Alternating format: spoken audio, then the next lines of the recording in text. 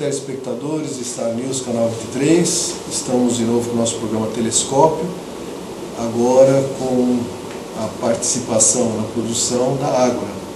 A Ágora é uma entidade que promove a defesa e a cidadania da comunidade, está junto com o Star News, canal 23, fazendo do Telescópio mais um meio de debates e discussões sobre temas pertinentes e importantes, e tentando ajudar cada vez mais que todos adquiram sua consciência de cidadão, de ser uma pessoa que tem suas responsabilidades, tem seus direitos, tem seus deveres e convive harmonicamente com os demais participantes da comunidade.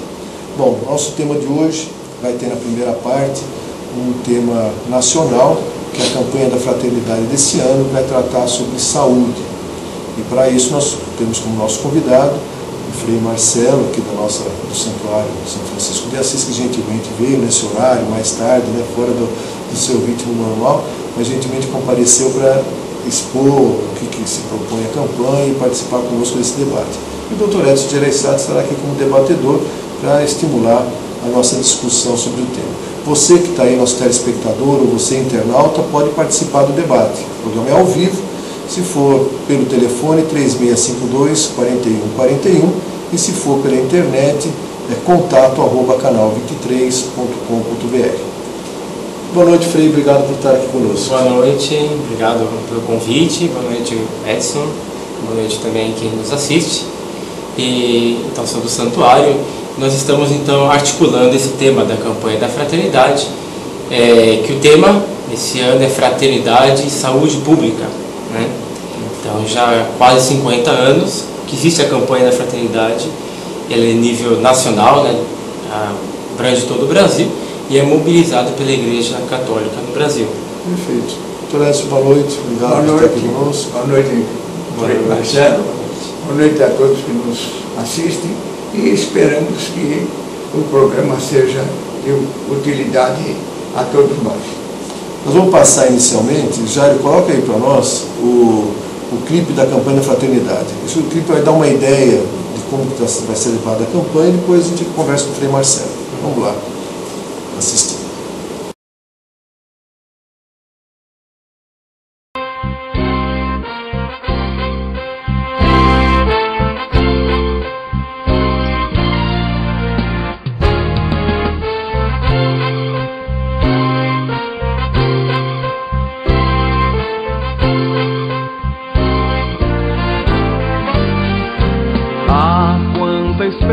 Desde as frias madrugadas, pelo remédio para aliviar a dor. Este é teu povo em longas filas nas calçadas, a mendigar pela saúde, meu Senhor. Tu que vieste para que todos tenham vida, curando o povo dessa dor em que se encerra. Que a fé nos salve, nos dê força nessa vida, e que a saúde se difunda sobre a terra.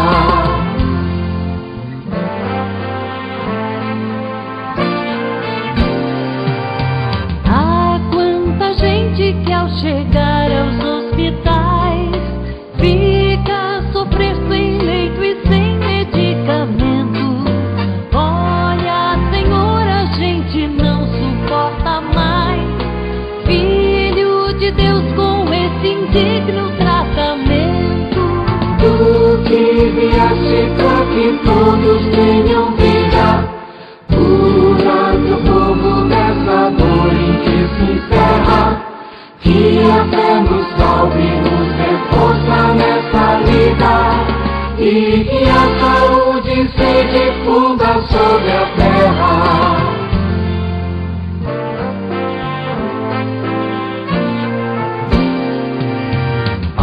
Não é justo, meu Senhor, ver o teu povo em sofrimento e privação quando há riqueza.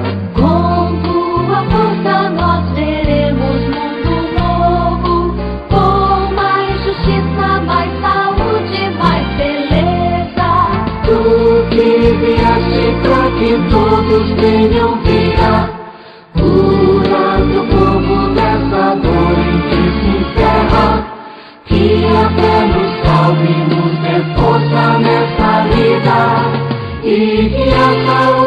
se difunda sobre a terra.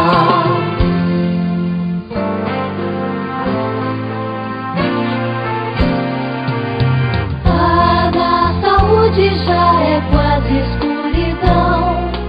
Fica conosco nessa noite, meu Senhor.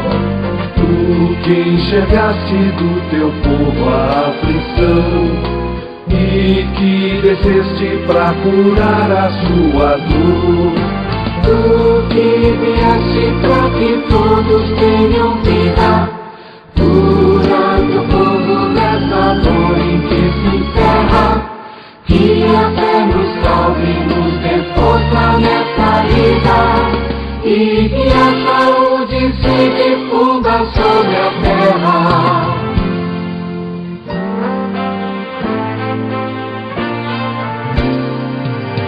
Ah, que alegria ver quem cuida dessa gente, com a compaixão daquele bom samaritano. Que se converte esse trabalho na semente de um tratamento para todos mais humanos. Tu que vieste pra que todos tenham vida, curando o povo nessa dor em que se encerra. Que a fé nos salve, nos dê força nessa vida, e que a saúde se difunda sobre a terra.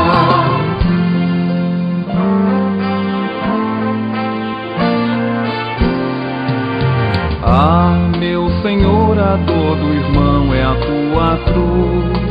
Ser nossa força, nossa luz e salvação. Queremos ser aquele toque, meu Jesus, que traz saúde pro doente, nosso irmão. Tu que vieste pra que todos tenham vida, curando o povo nessa dor em que se encerra. Que a fé nos salve, nos dê força nessa vida, e que a saúde se difunda sobre a terra.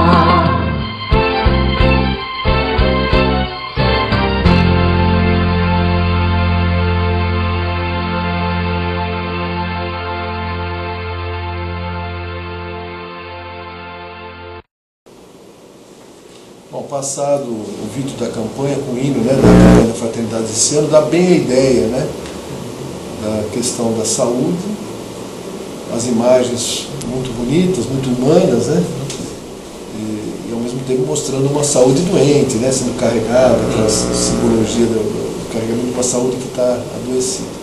Frei, vamos começar a conversar sobre o assunto. Eu sei que o tempo é muito pequeno, mas em termos gerais, qual que é a estratégia da Igreja Católica? O que a Igreja Católica pretende atingir com essa campanha?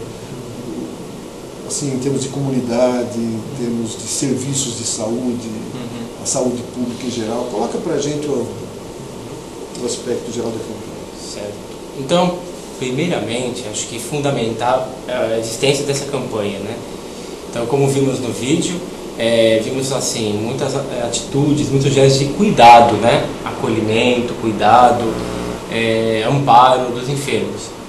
A campanha da fraternidade, na verdade, nasce dessa preparação para a Páscoa, né? Páscoa, mesmo aí outras religiões comemoram, que essa memória do amor de Deus, né? Deus que se doa, se entrega, né? Páscoa é isso, Deus que se entrega até o fim, vendo a pessoa de Jesus, né? Isso muito claro, Jesus que vai até o fim, né? No amor ao próximo, no serviço aos enfermos, aos pobres, e isso doa a vida, por isso é perseguido, né? Por isso é crucificado. Então Páscoa é esse momento que a gente celebra o amor de Deus por todos e o amor sem limite, né? Deus é assim, nós não somos assim sempre, né?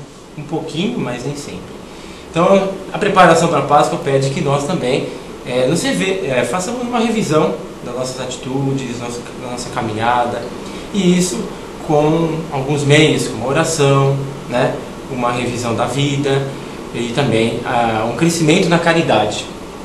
Partindo desse crescimento na caridade, a gente olhando para Deus, olhando aí para a pessoa de Jesus, vemos ele bem como esses atos aí de cuidado, de acolhimento que a gente viu no vídeo, né?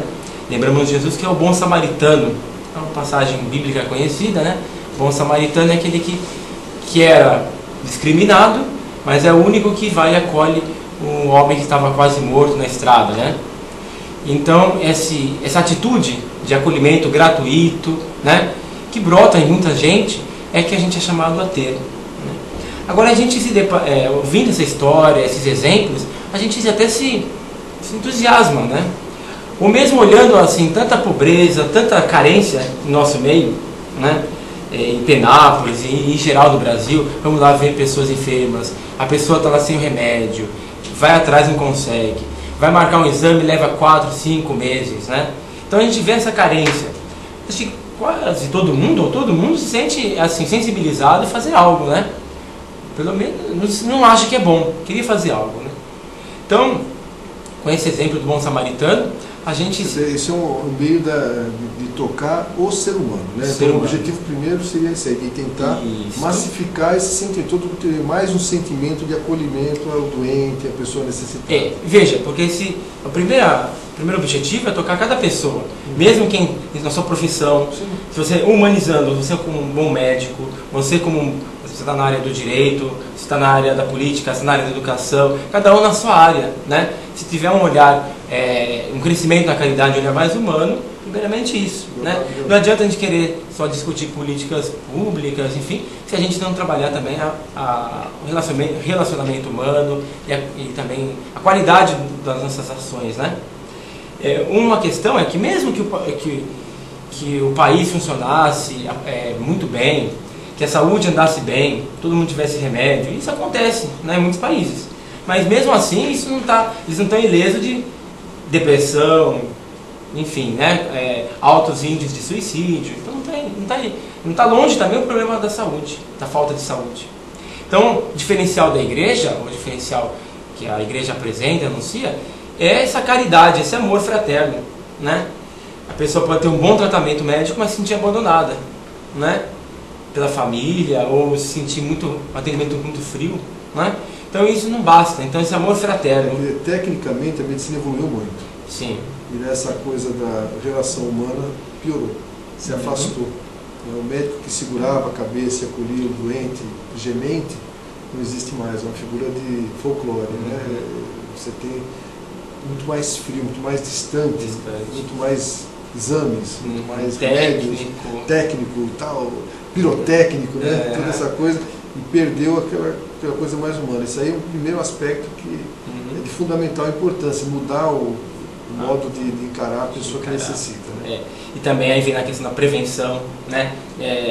Tem muitas enfermidades que podem ser prevenidas. O ritmo de vida nosso, individualista, da correria, a gente não se cuida, não faz exercício físico, né?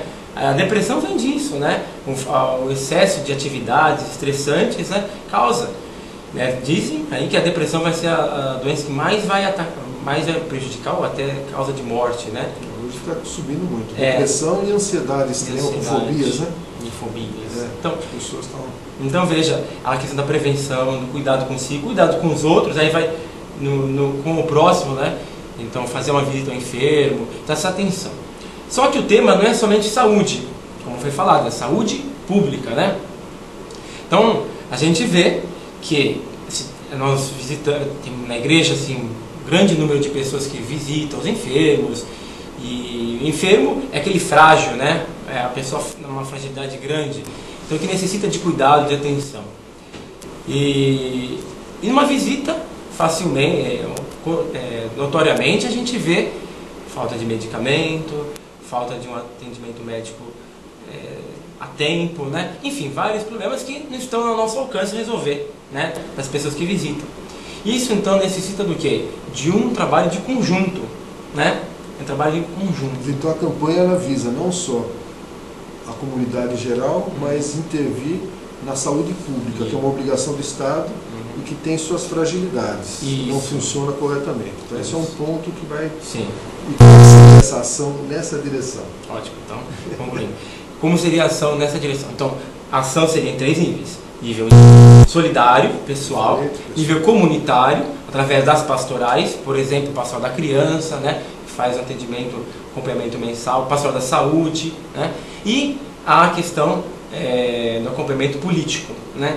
É uma questão um pouco até mais difícil, né.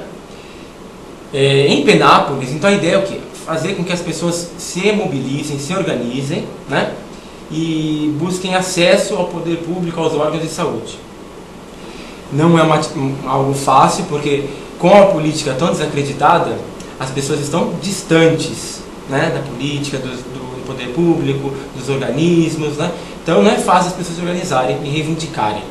Mas isso não é bom, a gente sabe que tem gente que provoca isso também. Em Penápolis, nós, assim, enquanto igreja, estamos em contato com o Conselho de Saúde, também com a Secretaria de Saúde, estamos, assim, dialogando com eles, e a intenção é que a gente possa ter alguns encontros em comum. Já temos um encontro marcado, agora para o final de março, né, que vai ser uma formação sobre o Conselho de Saúde, né. E interessante que eu, falando em uma comunidade recentemente sobre o Conselho de Saúde, acho que ninguém sabia que existia Conselho de Saúde, né? Ninguém sabia. Então, assim... Pela inoperância do Conselho de Saúde. Ninguém sabia nem da existência, né? Existência. Ele não se fez conhecer porque ele não fez nada. Ou às vezes não está bem articulado, porque também falta pessoas que saibam mais e saibam mais do que é o Conselho de Saúde e tenham maior disponibilidade para isso, né? Falta uma divulgação maior, uma conscientização. Aí, só para entrar um pouquinho na conversa, mas eu já fiz parte, eu já fui conselheiro. O Conselho de Saúde ele tem um viés, ele foi criado de cima para baixo. O governo federal instituiu uma regra de como devem ser os conselhos de saúde. Não é nem esse governo atual, o governo anterior, mas ficou. Então passou o governo, faz uns 15, 20 anos está essa novela. O Conselho tem uma formação onde tem metade dos membros indicados pelo poder público, metade que sai ou da comunidade dos bairros, ou sai de entidades, ou de pessoas ligadas ao setor de saúde. Então vem pessoal técnico. Se nós estamos numa mesa discutindo saúde, tem 3 ou 4 profissionais técnicos da área, enfermeiro, médico, dentista e tal. O discurso deles passa a ser mais competente e ele inibe o discurso da comunidade. Isso a gente observava claramente. Aí chega a outra função do Conselho, aprovar as contas. Aí chega a conta do mês, é jogado para ser lido, onde gastou, onde não gastou, o pessoal fica assustado, porque joga um excesso de obrigação do conselheiro, onde ele não estava preparado, onde o Conselho, no meu modo de ver, né, deveria ser os primeiros conselhos, antes de ser institucionalizado de cima para baixo, o que era? Eram pessoas da comunidade para dar opinião. Doutor, lá no meu bairro, o médico, ele chega lá às 9 horas, vai embora às 10, não adianta nada. Ou então, fica médico e enfermeira até 5 horas da tarde, eu saio do trabalho às 6 horas, não adianta nada. Quer dizer, já melhorou, essas coisas parece que agora estão fazendo, está funcionando à noite, melhorou. Mas, mas são coisas assim bem óbvias que a população quer falar e quer dizer e ela acaba ficando inibida. Isso. Então isso é uma observação que a gente tem. O conselho devia partir mesmo de baixo para cima. De baixo para cima. Tem importância isso, ele ser uma vivência de quem é o usuário. Isso. O usuário do então pensando desse jeito que nós olhamos para a igreja, são muitas pessoas na igreja que fazem essa visita aos enfermos, estão diretamente ligados aos enfermos. Na igreja temos muita gente, né? Vicentinos em Penápolis são quase mais de 60 pessoas. Legião de Maria, Pastoral da Criança acompanha 500 crianças em Penápolis, né? Pastoral da Saúde, enfim, são muitos grupos que estão visitando diretamente o enfermo. Nós estamos com a ideia, né, de que essas pessoas possam trazer, né, para o Conselho e a Secretaria de Saúde. Então a ideia é o quê? Que as pessoas possam participar diretamente. Porque eles conhecem a realidade. Conhecem a realidade. Não tem o que isso. E são pessoas assim que estão ali a serviço, têm alguma instrução, né? Então a ideia é o quê? Que elas possam descobrir novos canais. Como a gente encaminhar por uma situação de falta de remédio. Então, fazendo muitas visitas, a gente vê as pessoas não sabem, né? Fórum, ou como a gente canalizar, como encaminhar. conversar com a secretaria. Tem casos que a gente tenta encaminhar e não são fáceis. Mesmo vai para a secretaria e dá desencontro. A secretaria são poucos funcionários, né? Acho que são 6 funcionários na Secretaria de Saúde de Penápolis. A estrutura burocrática é pequena. A estrutura é pequena. Falta, eu tenho escutado muito por aí, falta muitos funcionários nos postos, enfim, falta até de limpeza, né? Então há várias carências, né? Várias carências que a gente sabe aqui em Penápolis. E um parênteses, né? Eu sei que o senhor vai dar uma opinião, mas foi privatizada. Foi passada para a rede básica, né? Foi terceirizada para a VAP. Sim, sim. Então uma empresa que ganha só de comissão R$40 mil por mês. Isso aqui, o prefeito fica bravo que a gente fala isso, mas o prefeito é verdade. Não posso fazer nada. Sim. Quem diz que a VAP de novo, só agora falar da Fortaleza, VAP, já que entrou a VAP no meio, diz que em Araçatuba está dando um escândalo desgraçado a VAP. Então tem várias problemáticas aqui. Outra que nós encontramos aí, falta máquina para fazer, falta aparelho para endoscopia, né? A gente sabe que está um dilema isso, né? Poderia ser organizado pelo CISA. Falta equipamento de anestesia para criança. Então, né? Falta várias questões e isso não se consegue resolver 2 pessoas indo atrás. É um trabalho de conjunto de comunidade, né? E não só a comunidade eclesial, como também a sociedade inteira, porque afeta todo mundo, depende de religião, né? Então a ideia, né, claro, não é um trabalho fácil e a curto prazo. Só para dar um exemplo, R$40 mil que se paga de comissão para a VAP, que não fica nem para as pessoas que são funcionários que a VAP coloca em Penápolis, os funcionários recebem do dinheiro da prefeitura. Os 40 mil é o DBI, BDI, para manter o nome só, porque vai para São Caixinha, Santo André, acho que é São Bernardo, Santo André, vai para lá. Esses 40 mil dá para comprar por mês um aparelho de endoscopia novo. Sim. Esse valor do aparelho. Então assim, são desencontros que a gente pensa, se a população estiver mais próxima, pudesse participar, reivindicar, né? Não penso que seja fácil, né? Porque se há problemas também, porque há também causas desses problemas, então não é fácil resolver, né? Pode se falar que é falta de verba, pode se falar vários, mas a emergência está aí, né? Gente sofrendo, gente carecendo de bom atendimento, enfim. Um atendimento às vezes não é só questão de recursos, até humanizado. Isso ouvimos muito também por aí. E que vem isso? Nós pensamos o quê? Às vezes falta de uma capacitação dos funcionários aí que estão ligados à saúde, né? Por exemplo, nos postos, para os enfermeiros. Será que não falta uma capacitação? Uma pergunta, eu respondo não todas as respostas. Uma constatação. Como é que pode a pessoa trabalhar no pronto-socorro ou no serviço público de saúde e recepcionar alguém doente? Que o doente ele está sempre desesperado, ele está com dor, ele está angustiado, ele está em dúvida. Sim. Qual que é a primeira coisa que ele pensa? Pode ser uma dor de dente. Ele fala, será que eu não vou morrer? São gases aqui, mas ele fala, não é coração? Será que eu não estou morrendo? Existe essa dúvida sempre, ele está desesperado. E ele chega e ele é tratado, às vezes, muito mal. Como uma peça. É como uma peça, às vezes friamente. Não precisa nem ser tratado mal, não é nem questão de ser mal criado, mas ele é friamente tratado. E ele fica em dúvida, falando, puxa vida, mas será isso que eu estou achando que é tão importante não tem importância nenhuma? Então falta realmente isso aí, né? De treinar, sim, capacitação. Isso é capacitação. E isso é no Brasil todo, né? É geral que a gente ouve o problema da saúde, por isso a campanha é em nível nacional, sim, não é para Penápolis. Não. É uma realidade nacional. Isso. Tanto que Penápolis que tem muito mais do que outras cidades, também até, né, em algumas áreas. Pode ser. Então nós pensamos assim, a princípio, temos feito algumas atividades, por exemplo, grupos, né, que se reúnem, refletem, grupos nas casas, tem também algumas palestras, né, temos dado algumas palestras pelas comunidades, mas a intenção mesmo é que com essa formação, no dia 25 de março, né, vai ser no santuário mesmo, né, 25 de março, um domingo, das 8 da manhã ao meio-dia. Então o tema da formação é sobre o Conselho de Saúde, né? Conselho de Saúde, queremos, né, a presença também de alguns conselheiros da cidade, vocês também estão convidados, né, também a participar. É gratuita a participação, não tem taxa nenhuma. Então vai ser um curso, uma formação. Uma formação, vem uma pessoa de Lins também, que vai trabalhar um pouco, que é um conselho, né? Sem dúvida que seria necessário ter formação para os conselheiros, como a gente conversava. Só que isso tudo é um trabalho assim, que mobiliza, que precisa de gente, não é fácil, né? E muita gente assim, não acredita no conselho, não acredita na mobilização popular, na participação. A gente sabe que isso não tem resultados imediatos, né?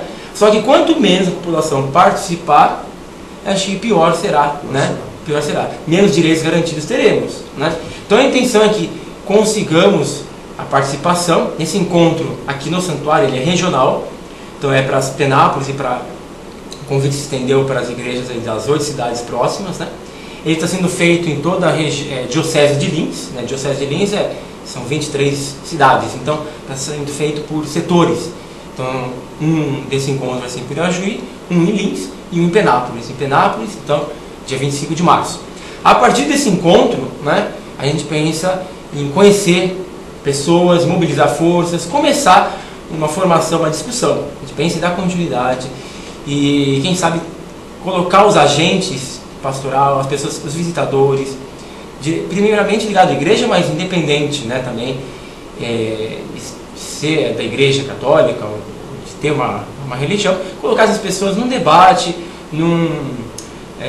numa conversa e assim buscar caminhos, né, de melhorias com o poder público, com a Secretaria de Saúde, com o Conselho de Saúde. Pensamos nesses dois órgãos inicialmente, né, e a partir disso poderemos trabalhar, né, também com outros tipos de formação, de prevenção, né. Só que nós quisermos dar um foco na questão do conselho, por quê? Porque não é fácil trabalhar isso para a população em geral. Individualmente, as pessoas nem sabem que existe, né? Como que elas vão atrás? E a questão de prevenção também carece, né? Mas é mais fácil de se organizar. Existem já algumas iniciativas, né?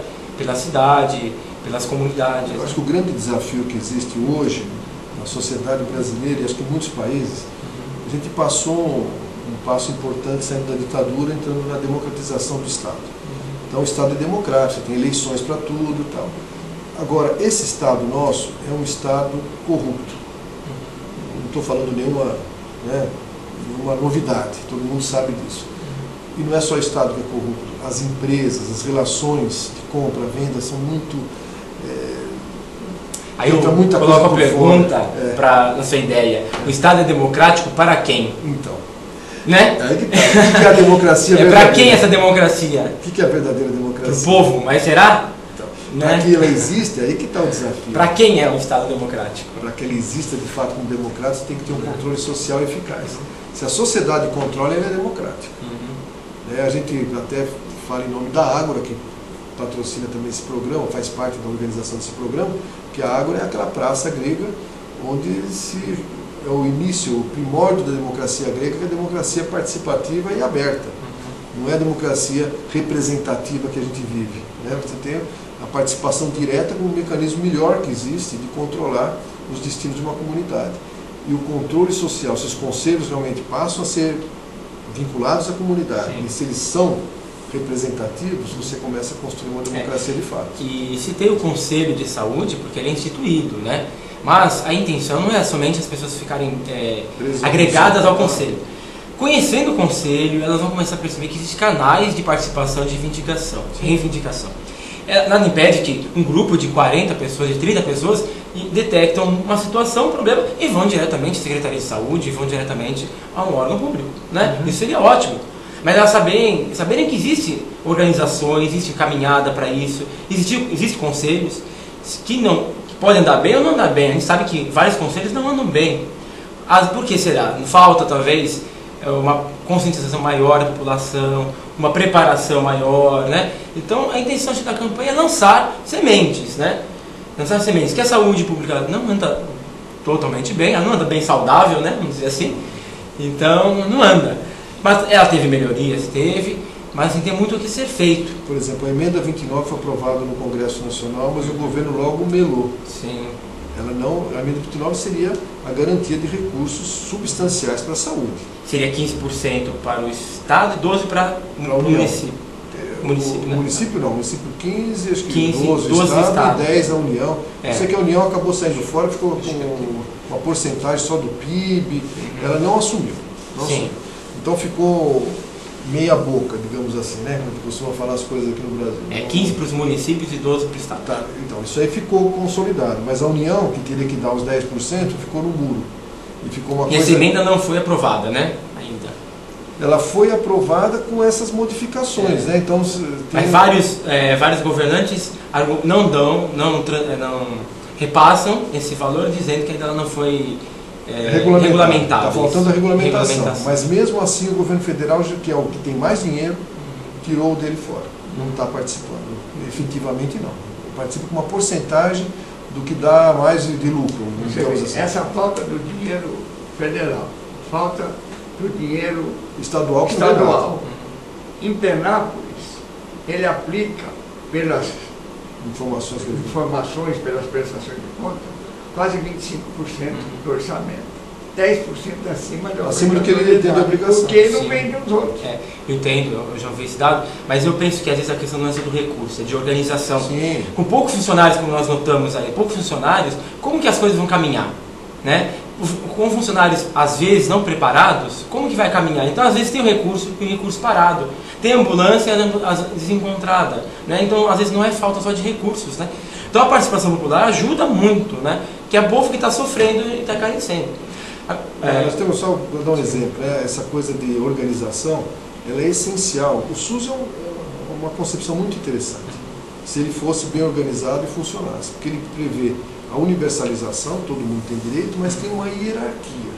Se ele não tiver uma hierarquia, ele não funciona, porque não dá para as pessoas ficarem gastando dinheiro na alta complexidade. Gasta-se com uma pessoa o equivalente a que daria para atender 100 mil, se você não faz o básico primeiro. Então você tem que ter uma hierarquização, e você vai atendendo de acordo com a tua possibilidade. Isso aí não funciona, e a justiça ela entra no meio também, criando um canal paralelo por causa da Constituição, que dá o direito, saúde com direito de todos, dever do Estado. Então, ela obriga o serviço público, de uma maneira desorganizada, a gastar pontualmente recursos em casos que são necessários.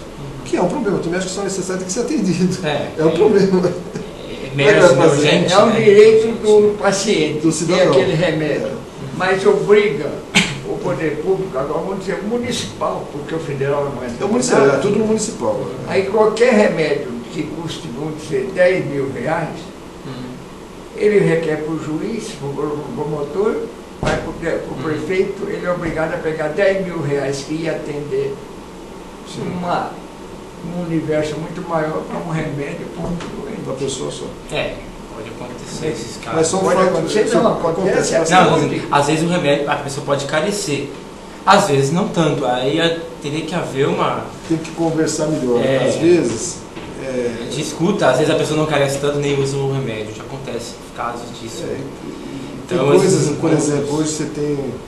Eu vou falar mais uma coisa que eu não estou falando nenhuma mentira, todo mundo sabe que isso acontece também. Existem laboratórios que pressionam médicos a fornecer determinados medicamentos de alto custo. E dão algumas vantagens. O Conselho Federal de Medicina proibiu essas vantagens. Era viagem para os Estados Unidos, eles pagavam tudo, uma festa. Em troca disso, você tem a prescrição do remédio. E aí, o que acontece? Você pega um remédio desse de alto custo, que é prescrito para pessoas que não necessitam. Vou dar um exemplo típico, Alzheimer. A medicação para Alzheimer está sendo prescrita para pessoas que não têm Alzheimer. É um caso sério. E o Estado paga. Obrigado pela justiça. Pela justiça. O promotor não sabe. Ele obriga. Né? Então, é uma questão complexa ao mesmo tempo. A saúde muito próxima de nós, né? Porque todo mundo, se não tem um problema de saúde, algum parente tem, algum amigo, vizinho tem.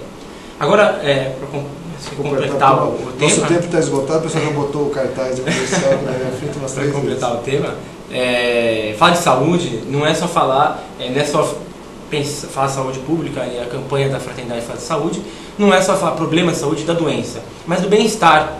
E aí envolve saúde emocional, envolve saúde psíquica e espiritual também. Se a pessoa está com ódio, raiva, ela também não está vivendo bem. Né? Então o tema é um tema amplo. Né? E além disso também, perceber assim, que a saúde perpassa a vida de todo mundo. Né? Então esse bem-estar, né, que a gente hoje diz que não é viver melhor, mas viver bem. E viver melhor, você pode viver melhor com os outros outros. Né? E sempre melhor, melhor, melhor.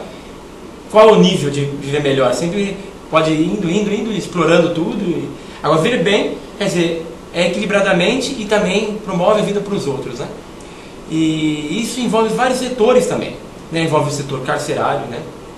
Porque também é uma questão de saúde, porque penitenciários aí com 30 jovens, 40 jovens numa cela, né? Isso também provoca distúrbio de saúde mental, também problemas físicos. Mas penitenciários não tem mais isso, não, só cadeias que tem. Não, mas tem sim, celas cheias. Não tenho dados exatos, mas assim, algumas visitas que eu tenho ultimamente não tinha feito. Cadeias sim. Cadeias, mas mesmo penitenciárias, tem às vezes assim, jovens que ficam aguardando um ano. Então, assim, num ritmo de vida, né, se não só superlotação, mas num ritmo de vida desumano, né? Às vezes com delitos assim que poderiam ser respondidos fora, né? Ficam lá aguardando um ano, vamos dizer assim, mofando, né? Então assim, isso também é problema de saúde. E um outro caso também que eu acho que é muito importante, que afeta diretamente aí também a sociedade, é as drogas, né? Então a gente conhecer a realidade também é a intenção da campanha. Ela coloca atrás do dado que mais de 1 milhão de pessoas são usuários de crack.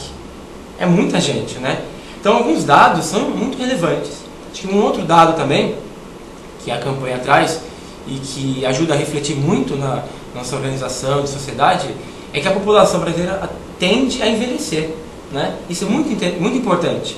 A tendência, por hoje, ter uma expectativa de vida maior e, por outro lado, a juventude facilmente tem aí, a taxa de mortalidade da juventude é grande, mesmo a taxa de mortalidade infantil ainda, ela é considerável. Ela diminuiu bem o infantil, né? Sim, diminuiu, mas ainda ela é considerável. E o número de natalidade tem diminuído no Brasil. Caiu a natalidade, a mortalidade infantil caiu bem, está menos de 10 por mil nascidos vivos, né?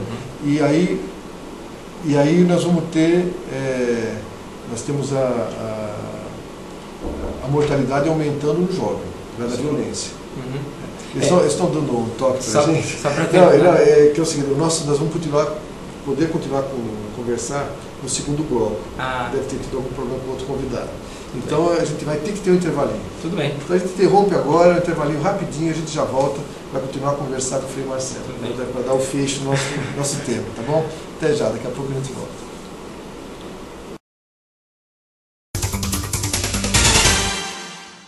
Cial, uma clínica odontológica moderna com dentistas especializados e tratamentos de qualidade acessíveis a todo o público. A Cial oferece clínica geral, extrações, canal, limpeza, próteses fixas e removíveis, inclusive clareamento, ortodontia e implantes. E o mais importante, todas estas especialidades num só local. Isso que é conforto. A Clínica Cial proporciona a todos conforto e segurança no atendimento a adultos e crianças. Vá conferir tudo isso. Clínica Cial, você sempre teve, tem e terá motivos para sorrir. Cial, para toda a família. Marque a sua avaliação. Clínica Cial, Antônio Define 473, no centro de Penápolis. Clínica Cial, telefone 3652-8928. Cial.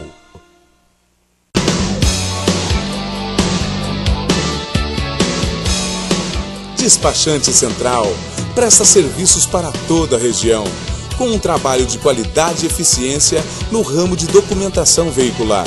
Seu escritório dispõe de funcionários competentes, garantindo o trabalho seguro e eficaz. Temos placas especiais para veículos 0 km. Parcelamos em até 6 vezes no cartão, 12 vezes no cheque e ainda entregamos seus documentos em 24 horas. Despachante Central, Avenida Luiz Osório, 229 Centro. Telefone 3652-1495. O Colégio Futuro acredita que uma boa educação é aquela que respeita e confia nas competências dos alunos. Uma equipe qualificada com professores capacitados e empenhados na filosofia de ensino da escola. Sua ampla área verde favorece o aprendizado lúcido, atividades físicas e contato com os animais. Entre os diferenciais do Colégio Futuro estão um lanchinho saudável, a mini cidade, a fazendinha e a sala com lousa digital. Todas as salas de aula são climatizadas e equipadas com recursos multimídias e rede wireless para acesso à internet. Esta escola existe e está bem perto de você. Colégio Futuro, uma escola que é muito mais do que você imagina. Telefone 3652-9755. Brasil, unido contra a dengue. O combate à dengue já começou. As chuvas e o calor estão aí e não vamos facilitar para o mosquito. Dê uma geral na sua casa e mobilize seus parentes e vizinhos. Dengue mata, mas com medidas simples podemos evitar a doença. O combate não pode parar. Ministério da Saúde, Brasil, um país de todos. Voltamos então ao nosso programa Telescópio de hoje. Nosso convidado é o Frei Marcelo, aqui do nosso santuário, que está discorrendo sobre o tema da campanha da fraternidade desse ano. Então, nesse primeiro bloco, ele falou a estratégia geral da campanha, as ideias que são levadas, a estratégia de ação na comunidade em geral, na comunidade mais específica religiosa, os grupos que trabalham junto à comunidade da própria igreja, que atuam, e também a atuação política junto à rede pública de saúde. A saúde pública é um foco da ação. Então, foi falado isso no primeiro bloco, foi dado uma pincelada dos pontos mais importantes e emergentes que já são observados, a importância dos conselhos de saúde funcionarem melhor, porque passa a ser um canal, uma correia de transmissão de um pensamento e de uma vontade popular para chegar no Estado. E com isso, talvez, voltar com melhorias para a comunidade. E também com essa visão de que problemas enormes surgem, a questão de dengue do crack, do problema penitenciário, do cárcere, dos nossos presos e tal. E agora ele ia entrar no assunto do idoso, da sua população. Ao mesmo tempo que ele tem todo esse problema, é engraçado isso, a parte técnica da medicina evoluiu, que a vida média está aumentando. Talvez não seja tão humana a atenção à saúde, ela está desumanizada, mas tecnicamente evoluiu e todos estão vivendo mais. E com isso nós vamos ter cada vez mais idosos, nascendo menos, vivendo mais. A expectativa de vida de quem nasce hoje, sabe qual que é? Quem nasce hoje 90 é quase 100 anos. Está quase 100 anos. A expectativa de vida da sociedade que está viva hoje é por volta de 80, por aí. A mulher chega nos 80, o homem 78.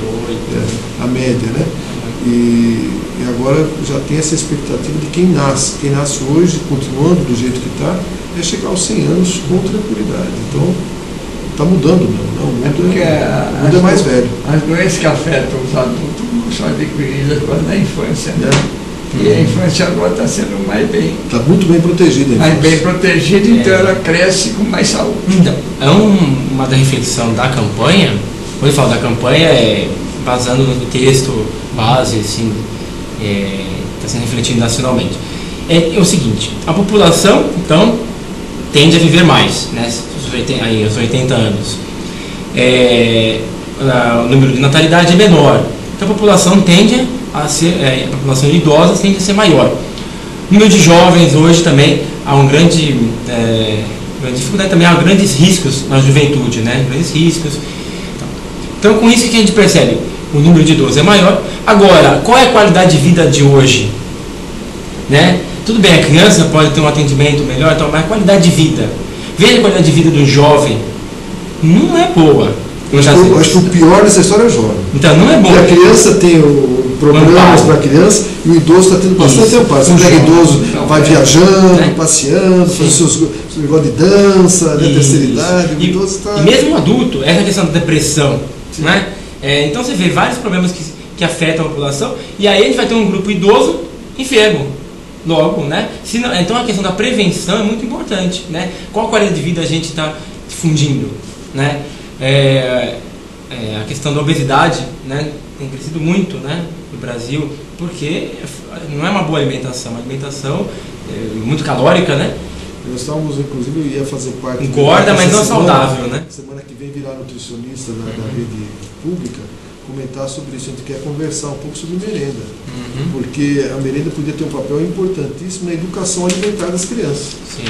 Porque na escola ela poderia aprender a comer melhor, né? Mas e é mais fácil reproduz, fazer macarrão reproduz o modelo de alimentação cozido do que calórico. Calórico. Né? Não só macarrão, mas refrigerante. Doce, refrigerante. doce, Aqueles que doce. suco lá que eles fazem, aquele negócio lá, Sim, né? sim. Umas tintas com açúcar. Tem alguns dados sobre isso aqui, né? Então a necessidade então de cuidar da qualidade de vida. Por exemplo, hoje em dia, hipertensão arterial, né? Tabagismo, sedentarismo, obesidade, né? Tem aumentado muito, outros colesterol e outras questões. Então, doenças, né, relacionadas à dependência química. Então, a qualidade de vida não está boa, né? Então, se o grupo idoso tende a aumentar, mas um grupo enfermo se a qualidade de vida nossa não for boa hoje, do adulto, do jovem, né? Então, assim, essas reflexões são interessantes para a sociedade, né? Para poder pensar a sua estrutura, o seu futuro, né? Então, é muito importante trabalhar isso. Então, a campanha visa isso. Organização, né, comunitária, organização ou ainda mobilização junto aos órgãos públicos, mas também difundir um pouco a realidade também da saúde, né? Alguns temas, algumas questões, né, que a gente pode, que estão próximas de nós, né? A campanha ela vai o ano inteiro. Ela é lançada nessa época da quaresma. Ela pode ir o ano todo. O foco dela vai mais nessa época, né? Mas é um tema que não tem como terminar, né? Não tem como terminar com a Páscoa. Ao contrário, a ideia é despertar agora e que ele possa dar continuidade, né, durante o ano todo ou ainda com um tempo indeterminado, né? E ainda assim num tema tão assim próximo, que é a saúde, né? E muito abrangente, né? Muito abrangente. Vai longe, né? Teria que ser para o ano inteiro, né? O programa aparece quando foi lançado, é o ano da saúde. Sim. Agora, se for um programa como esses outros, Semana da Criança, semana disso, a semana é a vida inteira da criança, a vida inteira do jovem. Então não pode ser um programa para quaresma, não pode ser para Páscoa. Sim. É uma campanha, né? Para a campanha tem a ideia de difundir. O lançamento da campanha é agora, pode, mas depois ela vai se manter. Sim, a intenção é essa, né? Claro que depende de cada comunidade, cada cidade, né? Pode ser que tenha comunidades aí eclesiais que trabalhem melhor e consigam trabalhar e articular melhor com a sociedade civil, né? Se politizar a sociedade civil. Isso mesmo, a questão da cidadania, né? Mas podem ter comunidades que não trabalham tanto, aí varia. Mas é um tema que está sendo lançado. E a gente conversar isso no meio de comunicação é muito importante, que é uma forma de divulgar, difundir todas essas informações, esse debate, né? Essa mobilização, essa articulação que pode acontecer dependendo de cada um de nós, né? A igreja, assim, ela tem, não é todo mundo que participa de uma igreja, né? Mas assim, ela tem uma participação de mobilização boa, né? Envolve muitas comunidades. E mesmo quem não como é um tema social, mesmo quem não é participante de igreja, isso não, acho que não exclui. Não é fechado. Não é fechado. Nem poderia ser. Mobilizando a partir da igreja, acho que a gente pode mobilizar a sociedade, porque é uma questão social, não é uma questão eclesial. A igreja acho que pode contribuir com motivações que partem dentro dela, com motivações de comunidade, de interajuda, de caridade. Acho que isso contribui muito, né, para a sociedade. E isso mobilizar a sociedade em geral. A campanha ela tem uma ação específica dentro da igreja, que são as comunidades eclesiais, né? Sim. Então, ela mobiliza, ela treina, ela forma as comunidades para que agregue muito esse valor, né, da recuperação da saúde da comunidade como um todo. Porque ela também não vai agir só para a comunidade cristã. A ideia é que difunda, né? Para toda a que comunidade. Difunda e a gente consiga trabalhar com os outros órgãos e tal. Essa é a intenção, né? Acho que não é a curto prazo, né? E conscientização. Nós já fizemos alguns encontros, né, até com o Conselho de Saúde, temos tido alguns contatos, tendo algumas informações, só que a gente precisa apurar melhor, né, amadurecer, tendo algumas informações. E tem sido muito interessante. Percebo assim, pessoas assim, que são lideranças mesmo, dentro da igreja, e não têm acesso, não sabiam de um Conselho de Saúde, né?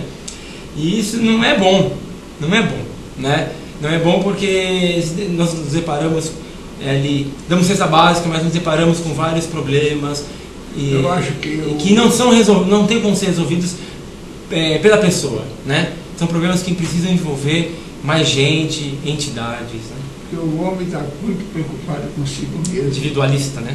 Está muito individualista. Então, a gente falou um pouquinho sobre a questão da droga, né? E a gente observa algumas igrejas, grupos religiosos com trabalhos bem específicos em relação a isso, criando casas de apoio a drogados, alguns de acordo com normas do Ministério da Saúde, outros sem estar de acordo com as normas do Ministério. O Ministério estabeleceu uma norma, né? Nessas casas de recuperação de usuários dependentes químicos, tem uma regra, tem que ter apoio técnico, tem que ter psicólogo, tem que ter médico, tem que ter enfermeiro, tem que ter nutricionista. Não é só pegar uma casa e colocar todo mundo lá para trabalhar e para rezar só. Porque está disposto a cuidar e cuidar. Não está preparado, né? E a Igreja Católica, ela tem alguma ação específica em relação a usuários de drogas? Sim, sim. Tem. Acho que um exemplo muito que sucedeu muito bem são a Fazenda Esperança, né? Falado, o Frei Hans, né, que fundou em Guaratinguetá. Não me lembro agora quantas tem no Brasil, tem muitas. É um exemplo que sucedeu muito bem, conheço. É um trabalho assim, muito equilibrado, né? Porque eu já escutei assim, alguns que foram na casa de recuperação, mas a gente passava o dia todo trabalhando, né? Então, que recuperação é essa? A Fazenda Esperança, pelo que eu conheci, né? Ela tem um trabalho muito equilibrado de um acompanhamento psicoterápico, de trabalho, mas um trabalho buscando resgatar a pessoa. E também grupos de vivência, que trabalham uma certa espiritualidade, autoestima, né? Sem, assim, distinção de crença, né? Então é um trabalho muito equilibrado, né? É um exemplo, né? Fazenda Esperança. Mas temos muito, aqui próximo de nós, tem alguns religiosos, por exemplo, em Jaci, né? Jaci é muito boa. Isso, em Pirajuí, né? Birigui também tem, né? Uma casa de recuperação. A Diocese de Lins está começando uma casa de acolhida também, se não me engano, em Lins está começando.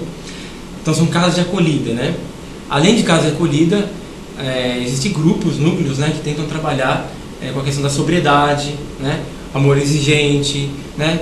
Então, assim, que tenta trabalhar também. Aqui em Penápolis nós temos só amor exigente. Só amor exigente. A igreja em si não tem nenhuma porta de entrada, vamos supor, o santuário, quer dizer, se chegar uma família que está desesperada com uma pessoa usuária de droga, e às vezes a pessoa está sensibilizada para buscar um tratamento, tem como buscar um encaminhamento, dá para procurar. Isso, uma pessoa me procurou recentemente, um usuário me procurou, e ele mesmo, né, estava meio perdido e tal, e queria, aí eu fui atrás, né, e aí entrei em contato, alguns contatos que eu tive, foi de Jaci, aí eu entrei em contato em Lins, tem a pastoral da sobriedade na região, ele me indicou, né, por exemplo, algumas casas, por exemplo, Pirajuí, Jaci, enfim, e a ideia era que eu direcionasse com ele. Não consegui ainda, por falta de contato, né, mas eu já estou com esses contatos e tentando direcionar.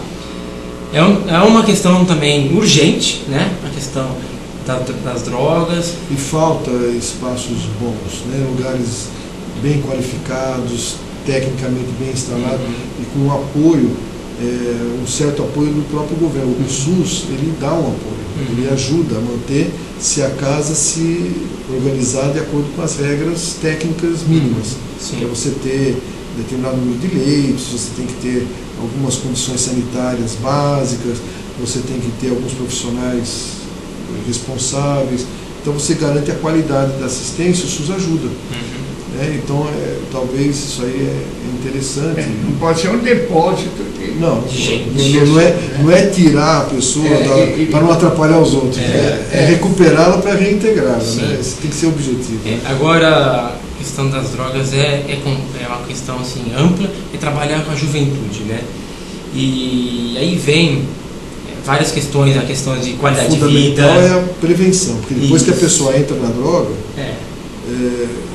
eu não estava aqui na época, eu fiz parte do Conselho Municipal de Drogas, nós fizemos um seminário aqui uma época, e trouxemos o pessoal da Escola Paulista de Medicina, bastante gente, e usuários, ex-usuários, ex que voltaram a ser, né? Teve 2 que fizeram depoimentos, estava o pessoal do amor exigente, então, olha, reuni uma região inteira, umas 200 e poucas pessoas participando do evento, foi muito bom. E todos esses depoimentos acontecendo, e o depoimento dos usuários foi mais emocionante. É emocionante. Fala com conhecimento primeiro, de causa. Eles falam o que é você ficar escravo de uma coisa que você não tem jeito. Só de pensar você quer aquilo. Um deles escreveu muito bem a questão da dependência, né? Ele conseguiu transmitir para todos, e foi bem interessante. Você acha que droga é ruim? É o paraíso, só que depois te escraviza, mas é um paraíso, e depois é difícil largar, né? Então aí ficou muito claro que o trabalho realmente é você evitar que a pessoa chegue. Atualmente eu também assim assessoro a juventude, então da região de Penápolis, né? Então estou assessorando pela igreja, né? Assessorando pela igreja, então são várias cidades, então a gente tem tido um contato muito próximo das juventudes, né? Hoje a gente fala juventudes porque tem a grande diversidade de jovens, né? E algumas iniciativas a gente tem tido, né? E até alguns trabalhos em escola, né? Visitação e tal. É uma realidade assim, necessita de muita atenção, né? Muita atenção, e que também atenção à família, né? Muita visita à família. Então, mesmo de quem é usuário ou para prevenção, se a família anda bem, ajudaria muito a prevenção, né? Qualidade de vida, também as pessoas se inserirem em grupos, né? Então terem assim referenciais, isso ajuda também para a juventude terem referenciais, né? Não ficarem assim sem referencial e à mercê, vamos dizer assim, de qualquer ideia ou do traficante, né? Sem um projeto de vida, sem um objetivo na vida mínimo, isso, né? É uma observação que a gente observa um pouquinho, né, a juventude. O que me assusta muito não é quando chega a maconha, qualquer coisa, já é depois. É a precocidade do álcool. Os jovens estão consumindo álcool em grande quantidade de bebida destilada, não bebem só. A gente vê vodka assim, sendo uma bebida de uso corriqueiro. Nossa, corriqueiro, né? Como é um pouco forte, eles misturam lá Fanta, Guaraná, não sei o que, esse suquinho em pó, e tomam vodka em uma quantidade significativa, coisa que eu em minha vida adulta nunca consumi. Vodka é forte, é fortíssimo, é um dos mais fortes que tem. E a juventude consome muita vodka hoje, né? Então assusta. E dali para a droga fica um passo muito próximo. Sim, então esse trabalho com a juventude, de resgate, de valorização, também a gente percebe por estudos que a juventude, se não é o mais, é um dos das fases da vida mais vulneráveis, né? Hoje se fala de pobreza, sinônimo de vulnerabilidade, né? Muitas vezes é exigido como adulto, né? Trabalho, estudo, e não tem qualidade de vida, cai em cima do jovem os problemas sociais, né? Os problemas familiares, a falta de oportunidade, cai em cima do jovem, a falta de estudo, falta de saúde, né? O jovem está naquele processo ainda de amadurecimento, não tem apoio, então é considerado uma das fases mais vulneráveis ou a mais vulnerável, né? E nós falamos até agora dos malefícios da televisão, né? Então você vê aí toda uma cultura também o jovem virtual, pode ser positiva, pode, mas também pode ser negativa, né? De individualismo, de assim isolamento, né? Então assim grandes desafios, né? Isso não deve deixar a gente desanimado, ao contrário, a gente se situar dentro dessa realidade para que a gente possa assim ter uma consideração melhor da vida, uma valorização mais profunda da vida, né? Então trabalhar com juventude, e o ano que vem o tema da campanha Fraternidade é juventude, né? Então ano que vem acho que vem em sequência, dentro da vem em sequência, tá enxergando, né? vem em sequência, acho né? que a igreja está enxergando que trabalhar assim, estar próximo da juventude, né? Estou razoavelmente próximo, tá ligado à questão do cárcere, porque quem está preso é jovem. Tá ligado à questão da cana, do corte de cana, porque quem corta a cana são jovens. Tá ligado aos migrantes, porque quem migra para cortar a cana são jovens, né? Então a gente está ligado a várias situações sociais também, né? Ainda bem que a cana acaba logo. 2 anos acaba queimado, vai ser proibido queimar e vai graças a Deus acaba. Mas essa população que vem para Estado de São Paulo. O Brasil todo o Brasil é 2017. Toda essa população que vem cortar cana, futuro não sei também qual será, né? Analfabetos. Entendi. É complicado. Nós vamos ter um intervalo comercial, daqui a pouco a gente volta no último bloco do nosso programa, a gente continua conversando aqui com o Frei Marcelo, se ele puder ficar conosco mais um pouquinho, a gente agradece, tá? Então até já, daqui a pouco a gente volta.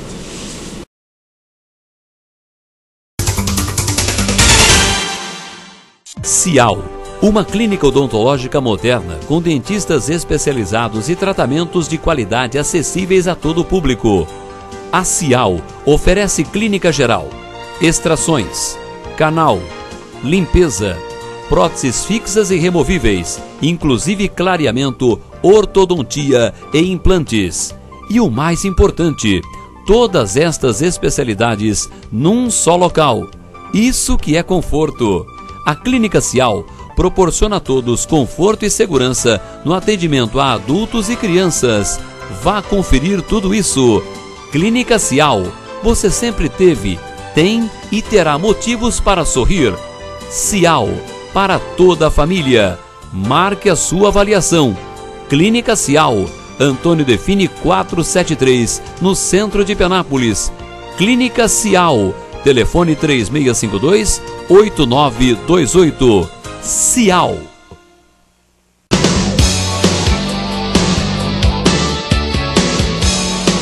Despachante Central presta serviços para toda a região, com um trabalho de qualidade e eficiência no ramo de documentação veicular.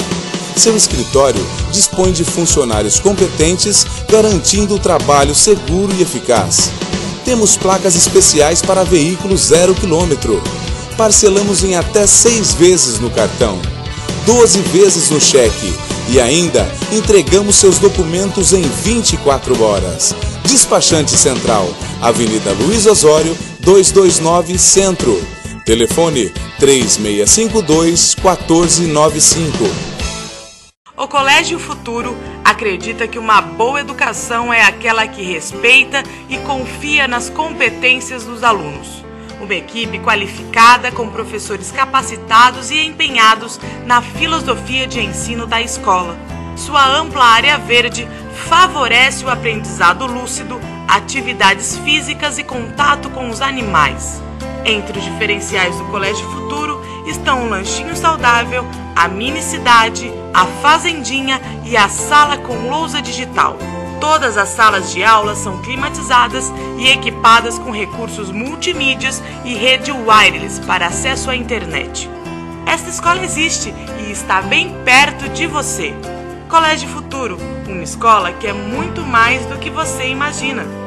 Telefone 3652-9755. Brasil, unido contra a dengue. O combate à dengue já começou. As chuvas e o calor estão aí e não vamos facilitar para o mosquito. Dê uma geral na sua casa e mobilize seus parentes e vizinhos. Dengue mata, mas com medidas simples podemos evitar a doença. O combate não pode parar. Ministério da Saúde, Brasil, um país de todos. Quanto tempo agora a gente conversa? Mais um pouco. Então, voltamos ao nosso programa Telescópio, nosso último bloco. Nós temos ainda mais algum tempo de programa pela frente, né? E a gente vai continuar ainda conversar com o Frei Marcelo.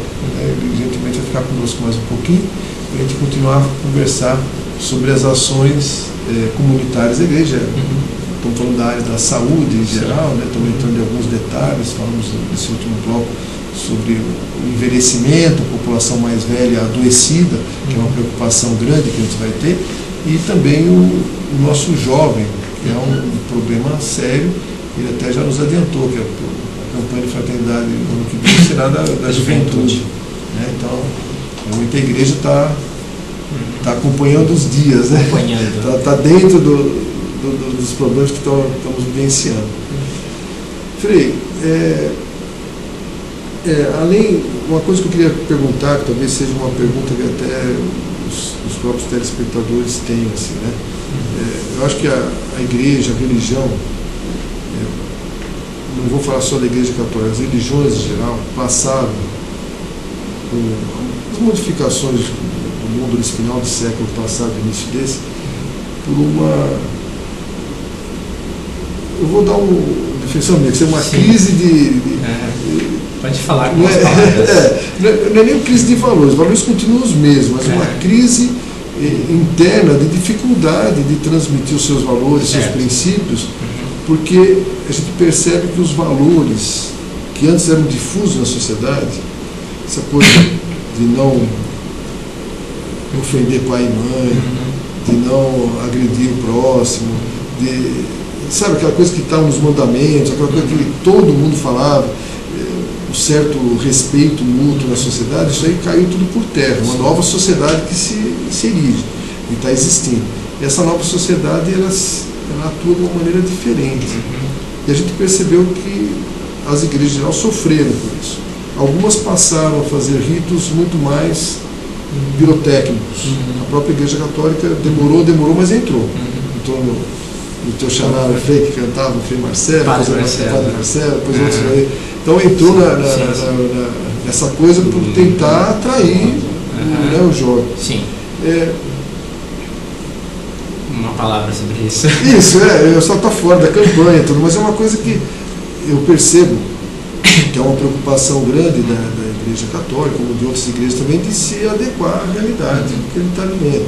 A Igreja Católica, eu lembro muito bem no tempo que ele estava saindo da ditadura militar, ela lançou um programa que era Fé e Política, que foi um momento que sacudiu com tudo, e tinha a teologia da libertação, Leonardo Boff puxando à frente, mostrando que deveria transformar a sociedade, atuar ativamente na transformação, por isso voltou para trás, né? Mas a igreja naquela época ela acabou entrando nos movimentos da América Latina e do terceiro mundo em geral, de uma maneira muito presente, contundente mesmo, participou de tudo isso. E agora eu vejo a igreja também voltando a estar próxima, né? Eu queria uma visão sua, vamos falar, como jovem, como frei, né? Sim, tranquilo. Eu vou fazer uma ponte com a campanha, primeiramente, porque a gente diz que saúde, trabalha a questão da saúde, saúde no todo, né? Tem a saúde espiritual, emocional, né? Então a gente vê o contexto da sociedade, mas também o contexto de igreja, acho que ajuda também a entender. Porque o povo sofre, eu vou fazer uma ponte, tentar fazer uma ponte. O povo sofre os problemas de saúde, depressão, fica para baixo e tal, e busca a cura, né, nas igrejas por aí que a gente encontra, né? Cura, salvação, né? Salvação e saúde é a mesma raiz, certo? Salvação e saúde, né? Quer dizer, ter vida, né? Busca ter vida. E vai onde oferece. Você citou um modelo de igreja, tem se difundindo esse modelo pentecostal, né? Que fala muito da cura, do milagre. É um assunto muito interessante, porque tem que ser bem entendido. Pode-se explorar muita gente com isso, né? Pode-se explorar muita gente com isso, né? Acho que o sofrimento faz parte da vida. Claro que ninguém nasceu para sofrer, né? Ninguém nasceu para padecer. Mas, assim, todos nós temos um momento de enfermidade, um momento de dificuldade, né? Isso não diz assim, por um pecado ou por um castigo de Deus. Castigo, né? Não é um castigo de Deus. Mas muitas igrejas demonstram isso. Você está doente, então falta Deus na sua vida. Falta Deus na vida, né? Vou dar um exemplo, eu vou depois responder a conjuntura da igreja, mas antes dar um exemplo, que é no tempo de Jesus, o mesmo personagem Jó, né? Jó é um personagem muito interessante que nós escutamos, e a gente costuma ouvir falar que Jó tem a paciência, né? Paciência de Jó, mas a mensagem não é bem isso. A mensagem de Jó é o seguinte: no tempo de Jó e no tempo de Jesus, né, acontecia assim, você está bem, está com saúde, então você bênção, né, na sua vida. Você tem aí uma boa condição de vida, um dinheiro e tal, então é uma bênção, né? Então, tudo bem. Então você é abençoado. Mas foi tão exagerado isso, e começaram a pensar assim: então você não tem saúde, então você é um amaldiçoado. Alguma coisa errada você fez. Algo errado contra Deus. Ou nessa vida ou noutra. Algo errado você fez. Você não tem dinheiro, você está pobre, olha, algo errado você fez, porque se quem tem é abençoado, né? Então exageraram nessa visão. E essa visão foi ao extremo, e explorando, inclusive, né, com a religião do tempo, né, deles, havia uma exploração. Você é pobre e é doente, você está devendo para Deus, então você tem que pagar o seu tributo à religião. Isso aí, é uma exploração da fé. Isso aí passa a ser a parte de reencarnação, não é isso? Não, isso é a teologia da retribuição. Retribuição financeira. É aquele caso lá da pessoa que doou apartamento, você me contou outro dia. Né? A pessoa doou apartamento para uma igreja. Então, para se salvar. Então, veja, comprou um lugar no céu. Aí veja, Jesus desconstrói tudo isso e Jó também. Né? Jó é aquele personagem que fica doente, mas no final da história mostra que ele não tinha erro, ele era justo. Né? Desconstrói então isso, porque as pessoas em volta de Jó não entendem. Como ele está doente, algo errado ele fez. E Jó não entende isso, né? Então o livro de Jó quer questionar tudo essa teologia da retribuição. Eu acho que o livro de Jó é um dos livros mais interessantes da Bíblia. Muito interessante, muito interessante. Apesar de não ser um praticante religioso e não ter respeito à fé, acho que a fé é importantíssima. Mas é homem bíblico. Mas ele é Jó. Eu me formei em colégio salesiano, tudo, então eu gostava da Bíblia. E Jó, para mim, é uma das histórias melhores que tem, né? Tem um autor, desculpe interromper, um autor que diz que o livro de Jó é como uma cena, um teatro. É um teatro. Começa dizendo que Jó... A briga de Deus e o diabo. Né? E o Jó é o personagem lá embaixo. A briga é o fantoche. Do Deus verdadeiro e do falso Deus. Um Deus que mas porque castiga, então tem que pagar uma retribuição, né? E o Deus verdadeiro que não é, que assim, a doença faz parte da vida, não é Deus que manda, né? Mas assim, ela está dentro do contexto. Todos nós temos um momento de fragilidade, né? Somos humanos. E Jesus Cristo mostra isso. O falso Deus, ele diz, se eu tirar os bens materiais que ele tem, vai ver se ele vai continuar. Esse é o falso Deus. Se ele vai continuar sendo bom. E Jó continua sendo bom. Continua. Ele perde família, ele perde dinheiro, ele perde tudo e continua. Isso. Ele não muda, ele é ele. Ele fica. Agora, os amigos dele questionam: algo errado você fez. Está pagando por aquilo. E no final do livro, no último capítulo, a gente pode ler, né? Aí Deus diz assim para os amigos de Jó: estou irritado com vocês, porque vocês apresentaram um Deus falso e Jó seguiu, foi fiel a Deus, né? Porque Jó foi fiel, ele não tinha erro, né? E os outros apresentaram um Deus que Jó está sofrendo e é castigo de Deus. Jesus também desconstrói essa imagem de Deus, né? Quando essa questão de Jesus, ele vai contra toda a exploração, né? Não pode curar no sábado, Jesus faz o bem no sábado, né? Então são regras que iam limitar as pessoas a explorar. Os vendilhões do templo. Isso, forma de exploração do povo. Por isso, né? Jesus, na Bíblia tem, queriam apedrejar Jesus, né? Justamente por questionar todo esse modo de religião interesseira. Bem, colocando isso por quê? Para nos esclarecer que a fé, muitas vezes ela é usada e explorada.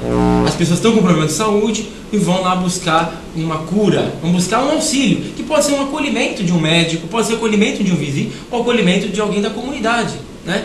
O acolhimento cura também, né? O acolhimento, acho que o amor, isso cura, né? Nós temos que entender... Um sorriso, um toque, né? Uma coisa simples, né? Fazer uma diferenciação muito importante que é entre mágica e milagre. Milagre vem da palavra maravilha, né? Miraculoso, maravilhoso, né? Milagre é isso. Milagre não é algo assim do outro mundo, algo maravilhoso. O nascimento de uma criança é um milagre, né? Vamos dizer, algo maravilhoso. Mágica é você pegar um livro e falar para o livro, desaparece, ele desaparecer, isso é mágica. A religião não faz mágica autêntica, né? Não faz mágica. Então, não é desaparecer as coisas. Então você vai lá, dá um dinheiro e vai desaparecer. Isso é mágica. Você dá um grito e a dor desaparece. E não existe isso, né? Porque nós estamos dentro de processos humanos. Deus não age com mágica. Deus não é mágico, né? Mas milagre, quer dizer, algo maravilhoso pode acontecer no sentido de que as pessoas podem se transformar, as pessoas podem se acolher, as pessoas podem superar a dor, né? Então isso seria algo alcançável. Então essa é a diferenciação. Então as pessoas muitas vezes são iludidas a processos de fé mágicos, né? Então esse tipo de fé, isso precisa ser amadurecido, não? Mesmo na igreja católica ou em qualquer igreja, religião não é mágica. É o aleijado sair andando. Né? A pessoa pode se recuperar, né? Mas não é mágica. né? A pessoa pode se A pessoa recuperar. tem autoconfiança, Às vezes é ela uma estava fraude. insegura. Às vezes é uma fraude. Às vezes pode ter fraude também para ajudar. Mas não como fraude, quer dizer, a pessoa se recupera, se supera. Sim. É isso tem. Isso é importante, Isso né? é um milagre. No Evangelho. Que é autoconfiança, a pessoa Isso. que não consegue, às vezes a pessoa não consegue andar. Uhum. Você fala, calma, você vai conseguir, eu estou aqui do teu lado, vamos tentar. E a pessoa anda. Em todos os trechos assim do Evangelho, aí para a fé cristã, né, Jesus mostra então esse amor de Deus que ajuda a incentivar. E depois ele diz, tua fé te curou. A pessoa também que vai de encontro. Então não é mágica, mas é um processo da busca da pessoa e também que ela encontra um apoio, né? Bem, falando isso para a gente perceber um pouco da autenticidade da fé, né? Aí você me falava da igreja, né?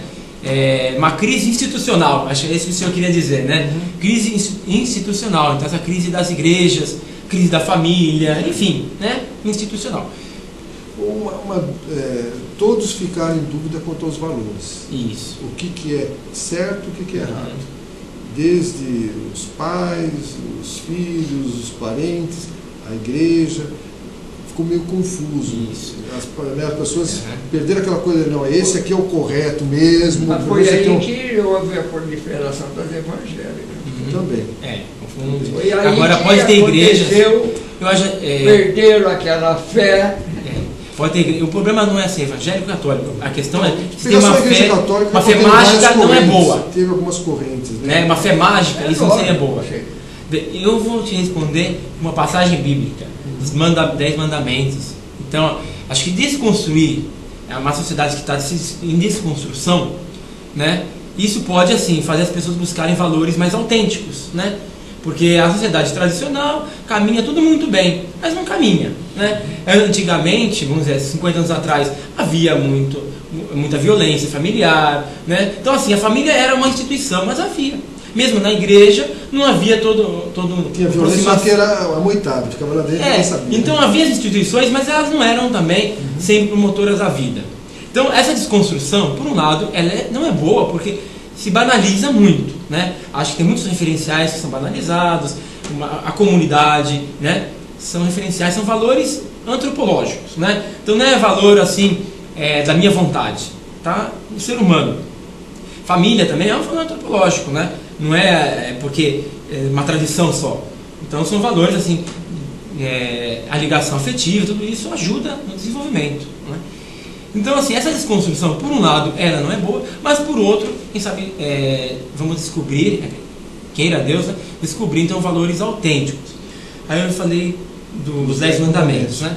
Os 10 mandamentos, a gente não tem muita noção como surgiram, mas, assim, a historicidade deles, está no livro do Êxodo 20, e são mandamentos, assim, não matar, não roubar, não cometer adultério, né? Tudo bem. Eles surgem num tempo que a gente calcula lá pelo ano 800 a.C. Eles têm um contexto, os mandamentos, né? Tem um contexto. É um contexto assim, de que começa a existir o rei na região ali de Israel, começa a figura do rei, então começa a haver uma centralização de poder. E existiam os pequenos camponeses, pequenos agricultores, o povo. Então começa a haver uma exploração, começa a haver uma usurpação do poder, né? Entre o povo. Antes, lá pelo ano 1000, haviam tribos, vamos dizer, aldeias, era muito mais comunitário. No ano 800 a.C., né, 200 anos depois, então já começa a haver essa usurpação do poder. Então começa a usurpar, né? E aí começa então a matar, para quê? Para roubar, começa a matar, não roubar, a mentira, né, a calúnia, justamente, se levava uma calúnia para conseguir usurpar um bem, a terra, por exemplo, né, roubar. Então os mandamentos surgem como alertas para a defesa do povo pobre. Na verdade, os mandamentos são a reconstrução dos valores, né? Então, olha, estão roubando, estão matando o povo pobre. Os mandamentos não matar, né? A gente tem que seguir essa lei, senão a gente não vai sobreviver, né? Não roubar. O adultério, o que é adultério? Não é só questão moral, o adultério é desconstruir a família, né? A família era a base, né? Então, o adultério desconstruía a base da sociedade. A sociedade simples, vamos dizer assim, né? Então, são os valores básicos. Era uma fase que estava se construindo, né? Os povos nômades, tudo está começando a se juntar e você tem que juntar de uma maneira harmônica. Isso. Mas com a figura de pequenos reis, começa a desarmonizar essas aldeias. Então a morte, a mentira, entende? Então os mandamentos partem do povo, né? E são frases curtinhas, por quê? Deviam ser faladas, né? Não estava escrito, devia ser repetida. Não matar, não roubar. Tem que ser fácil, né? Fácil de ser repetido. Olha, é um exemplo, a gente, como num período de desconstrução, de, vamos dizer, caos, começam a aparecer valores, e valores que querem a serem afirmados, né? E valores autênticos, porque a gente sabe que esses valores partem de situações concretas, né? De situações concretas do povo daquele tempo. E depois eles são colocados aí como 10 mandamentos, está no texto bíblico. Eu citei esse exemplo porque é muito interessante, como a Bíblia ela é também uma ferramenta assim uma ferramenta para a gente assim, se instruir, né? Para instruir o povo, as comunidades, né? Muitas vezes a gente não tem essa noção que os mandamentos são muito próximos de nós. A gente pensa que eles são assim leis obrigatórias, mas a gente tem que percebê-los dentro da vida da gente. Mas será que o mandamento hoje não deseja ao próximo o que não deseja a ti mesmo? Sim, isso também é um mandamento, né? Isso também. Pega tudo, né? Eu não quero ser matado, não roube para não ser roubado, não prevarique para não ser prevaricado, não traia para não ser traído. Sim. Então, dá para condensar. Dá para condensar, cidadania. Sim. Mas ainda eu completo assim, e sempre a gente não vai, toda a sociedade, acho que para acontecer, para crescer, exige um pouco de doação, né? Porque nem sempre a gente vai ser bem atendido e bem tratado, né? Mas a gente contribui com aquilo que a gente pode, né? Eu contribuo com a sociedade, eu sou honesto, né? Eu estou num ambiente tudo corrupto, então eu vou ser corrupto também. Ou não, ou vou ser honesto, né? Claro, você é o mínimo. Pode muito bem ser o mínimo. Você é o mínimo. Aquele beija-flor que vai jogar uma gotinha d'água no incêndio, né? Então assim, acho que a lei, né, vamos dizer assim, o mandamento seria isso também, a gente fazer essa doação de vida também, né? Claro, o que eu quero para mim, não faço para o outro, né? Eu faço para o outro, né? Mas assim, com essa qualidade de promoção de vida e de doação também, né? Porque senão a gente não adianta a gente esperar só dos outros. Se os outros me pagam bem, eu também pago, né? Se os outros pagam mal, eu pago mal. Isso não vai chegar, não vai evoluir. O exemplo típico nós tivemos agora, que eu fiquei abismado com isso, porque eu não votei no governo que está aí, mas eu admiro as pessoas que estão lá, tem uma história, né, de vida e tal, né? Adão tem uma história de vida. Aí os brasileiros tiveram retaliações na Espanha.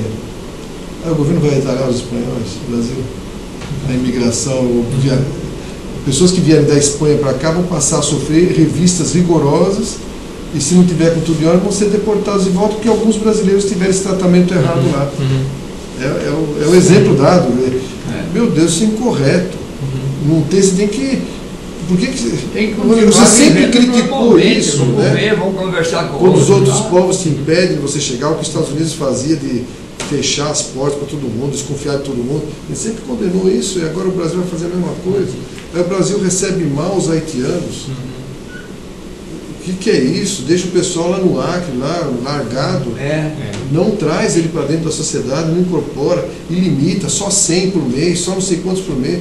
O que é isso? Eu acho que é uma postura equivocada, né? De um país que sempre precisou dos outros. Né? Então, você vê, esses pequenos temas assim, parecem tão lógicos para a gente, mas a gente para e pensa e reflete, ajuda muito para a gente pensar nas nossas posturas de vida. Né? Quer dizer, esse negócio de deixar os haitianos no Acre, e o Brasil foi lá no Haiti querer fazer, gastou milhões no Haiti, fazendo poço de ser um país que ia cuidar. E tudo isso não conseguiu fazer nada lá. Não fez nada. E agora, por causa de 100, 200, 4 mil não é nada. Né? Sim.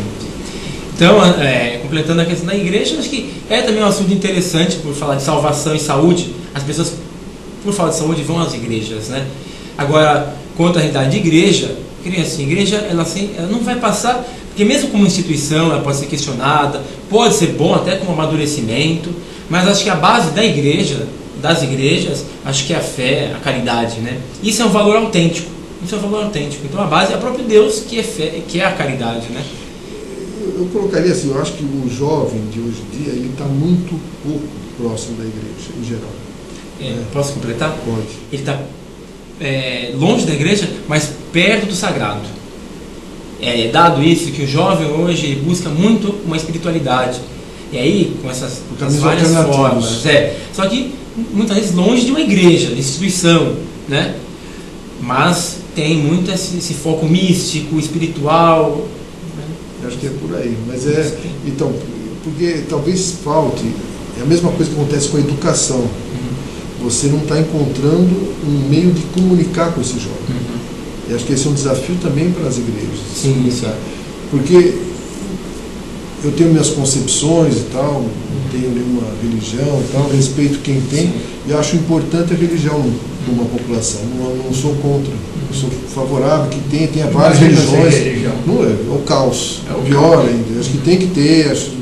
A liberdade religiosa é fundamental. Não deve ter uma religião oficial, nada disso. Deve ser ecumênico mesmo. Todo mundo procurar seus credos e tal. Mas as religiões, elas precisam encontrar está faltando essa coisa, né? Porque eu concordo plenamente que a família é a célula fundamental da nossa sociedade, é antropológico, isso não é religião, isso é uma questão de sobrevivência da espécie viver harmonicamente, a família é muito importante. E a família perde essa coisa mais religiosa dela, ela está fraca, a gente percebe essa coisa. Mas é que a gente vê, né? Então, assim, há um questionamento das estruturas e tal, pode ser positivo, pode não ser, também porque a gente precisa de um mínimo de estrutura, de comunidade, enfim. E por outro lado, ao mesmo tempo que questiona tanto, a gente percebe muito no jovem um anseio por religião, por espiritualidade, por mística, de várias formas. Às vezes ele cai na droga por causa disso. Né? É uma busca de algo mais, né?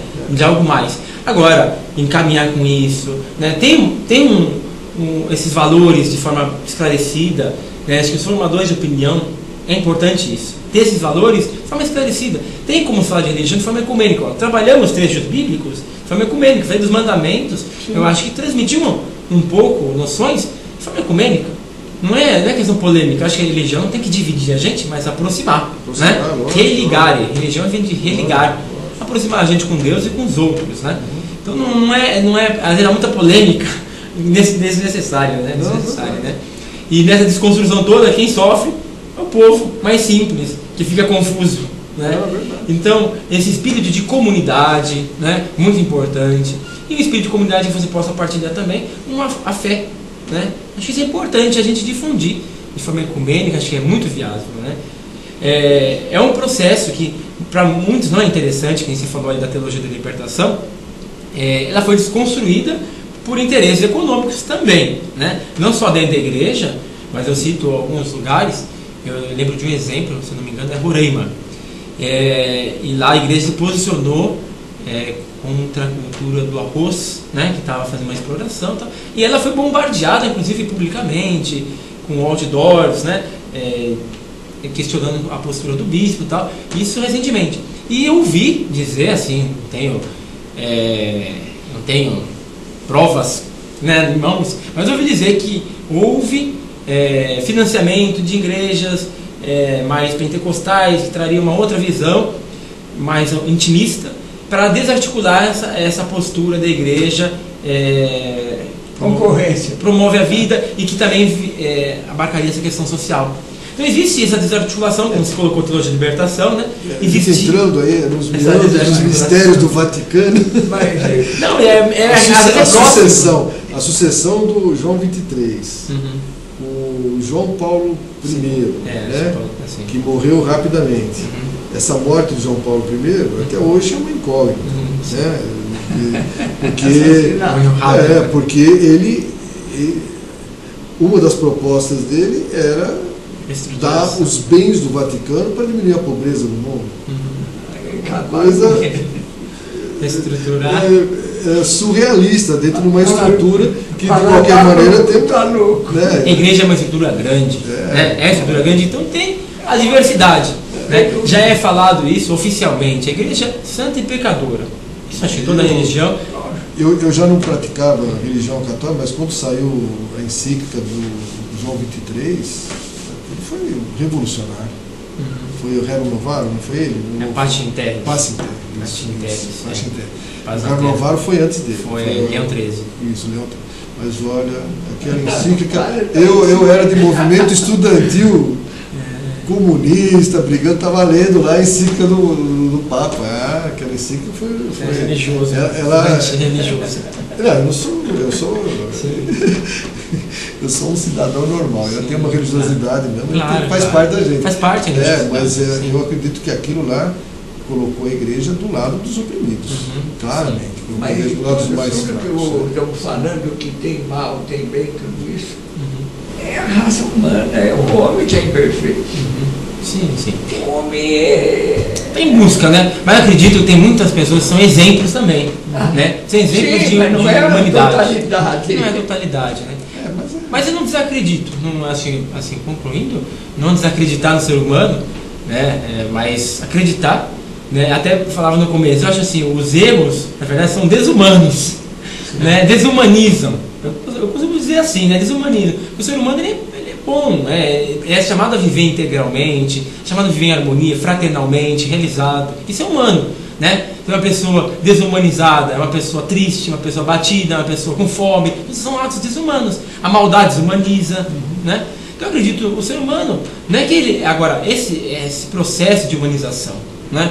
A gente não tem ele nas mãos, né? A gente não vive isso. Por isso, a gente necessita... Se o homem fosse mais humano, não teria as guerras. Isso. Por isso a gente necessita de campanha, por isso a gente necessita de conversa, de diálogo. Creio que esse programa é muito válido, né? Esses momentos assim, de aprofundamento e despertar muitos pontos que a gente passa despercebido. Despercebido dentro desse jeito de vida que a gente tem, que às vezes nos deprime, ou também corre, a gente pouco tem tempo para pensar, uma conversa.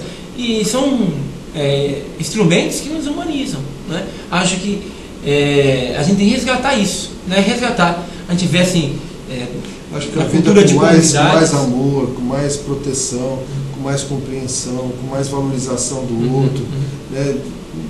Isso é uma vida melhor. Isso é uma vida... Não, o ideal não. Acho que isso, existem os conflitos, mas acho que dá para você viver melhor. E não é uma vida pacata e idealizada. Mas é um grande desafio. Mas é um grande desafio você viver uma caridade para alguém. É um grande desafio você viver honestidade.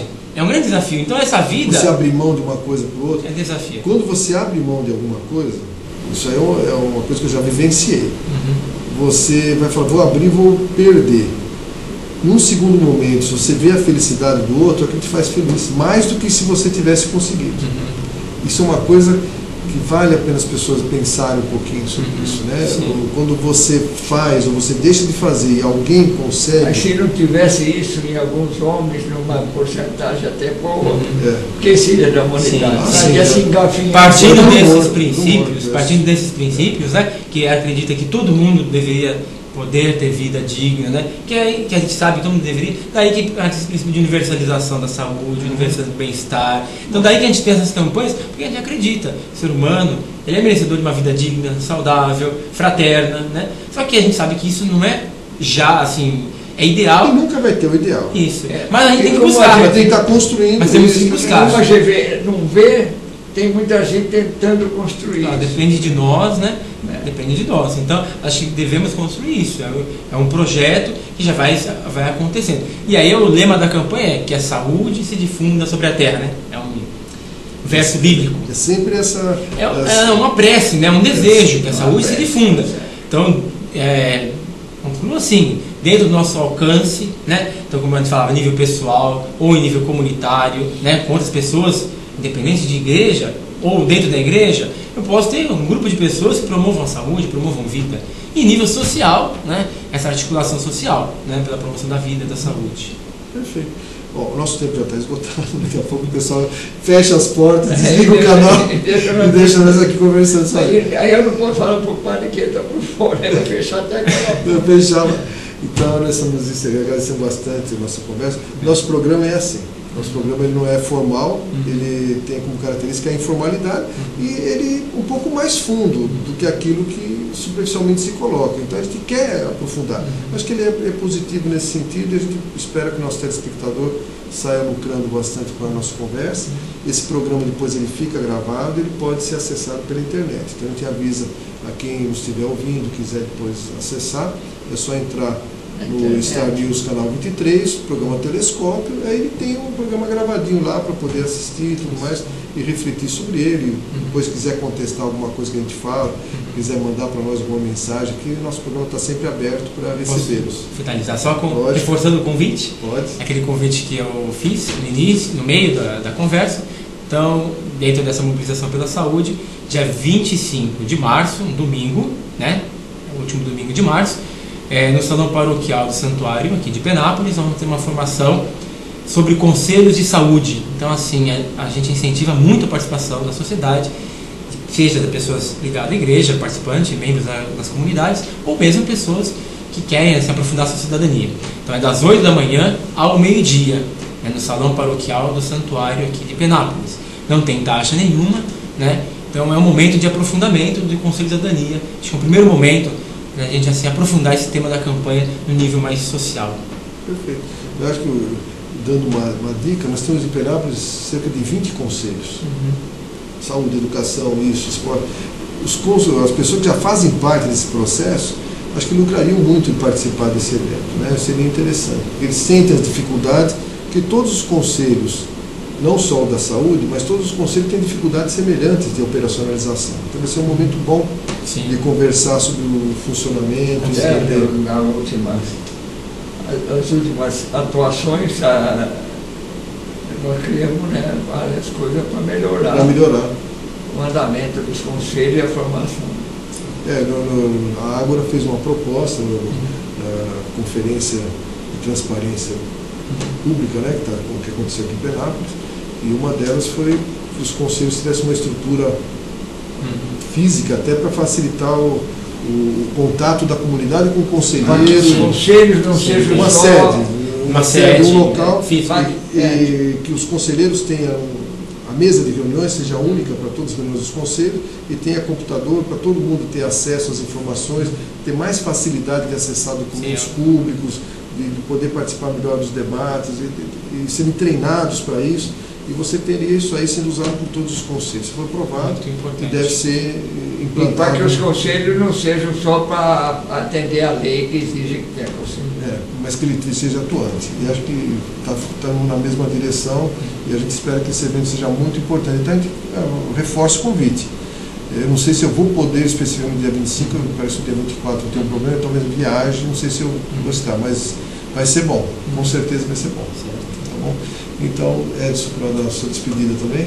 Eu agradeço a atenção dos nossos ouvintes e cumprimento o nosso Frei Marcelo, novinho, aí na flor da idade, que tem um futuro brilhante dentro da sua igreja. A gente agradece bastante. O Frei ele mostrou muita vitalidade, muita vontade e ele irradiou isso. Não só para nós, mas garanto que para o telespectador também.